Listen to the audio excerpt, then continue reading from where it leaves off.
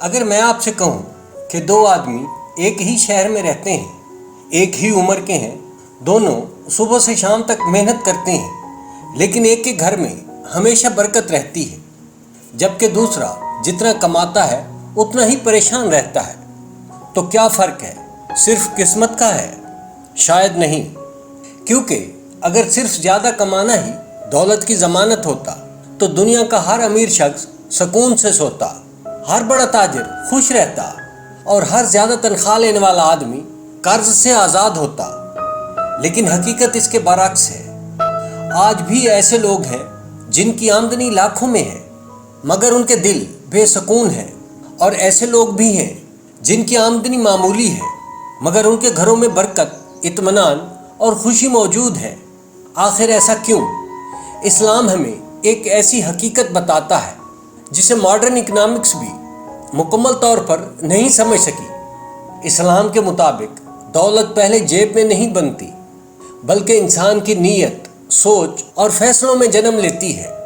اگر یہ بنیاد مضبوط ہو جائے تو کم آمدنی میں بھی برکت آتی ہے، اور اگر یہی بنیاد کمزور ہو جائے تو لاکھوں روپے بھی سکون نہیں لا سکتے۔ آج ہم جانیں گے وہ 5 اسلامک فائنینشل رولز جو صرف آپ کی آمدنی نہیں بلکہ دولت کے بارے میں بھی آپ کی سوچ بدل سکتے ہیں۔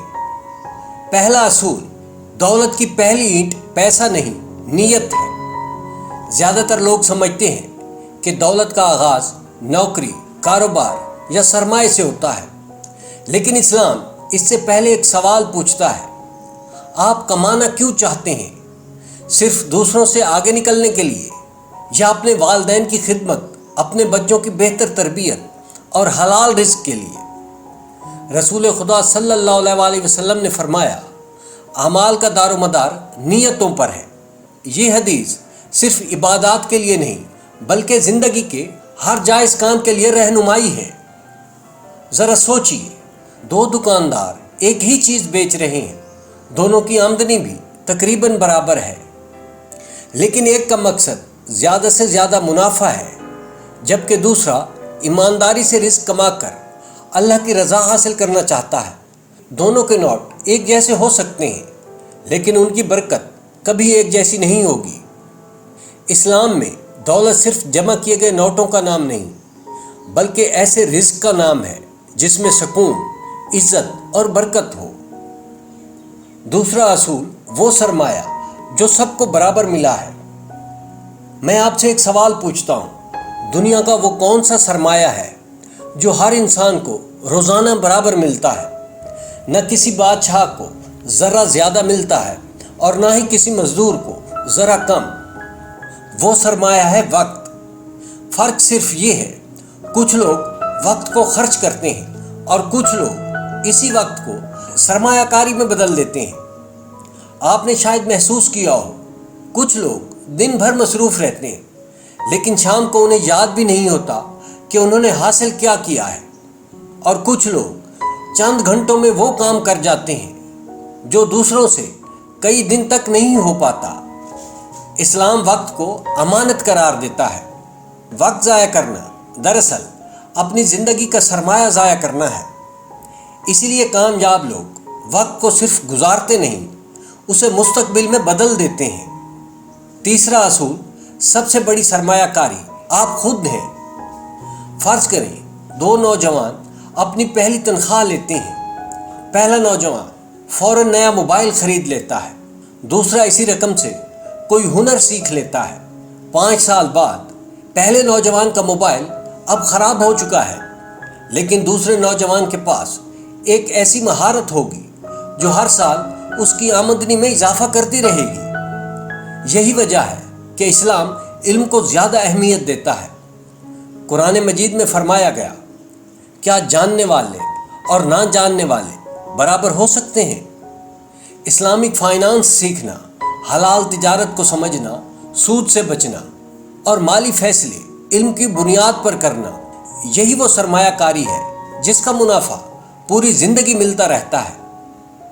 چوتھا اصول: دکھاوے کی قیمت ہمیشہ بہت مہنگی ہوتی ہے۔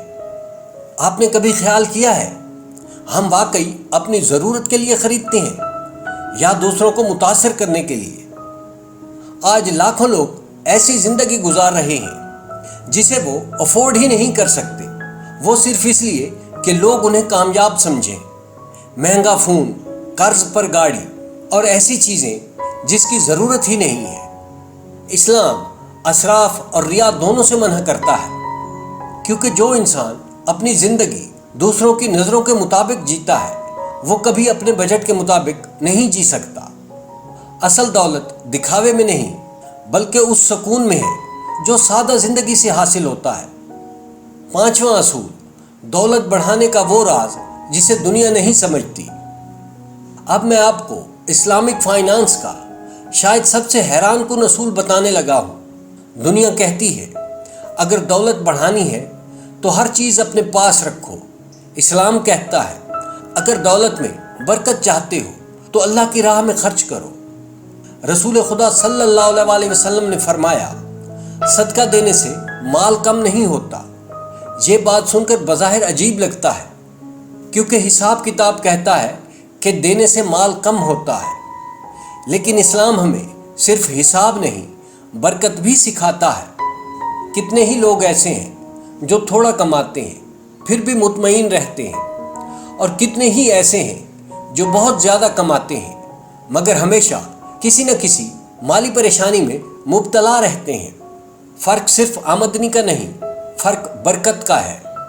شاید دولت کبھی بھی صرف نوٹ گننے کا نام نہیں تھی، شاید اصل دولت وہ سکون ہے جو حلال رزق، درست نیت، علم، وقت کی قدر اور اللہ پر بھروسے سے پیدا ہوتی ہے۔ جس انسان کی سوچ امیر ہو جائے اس کی جیب کو امیر ہونے میں زیادہ وقت نہیں لگتا، اور جس دل سے برکت چلی جائے وہاں دولت بھی زیادہ دیر نہیں ٹھہرتی۔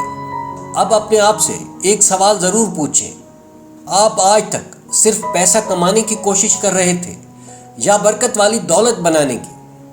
اگر آپ چاہتے ہیں آپ کی مالی سوچ قرآن و سنت کی روشنی میں مضبوط ہو اور آپ زیادہ کمانا نہیں بلکہ حلال، بابرکت اور باوقار زندگی جینا سیکھیں تو عدیل انسائٹس کا حصہ بنیں، کیونکہ ہم یہاں صرف دولت بنانے کی نہیں بلکہ دولت کو اللہ کی رضا کے مطابق استعمال کرنے کی بات کرتے ہیں۔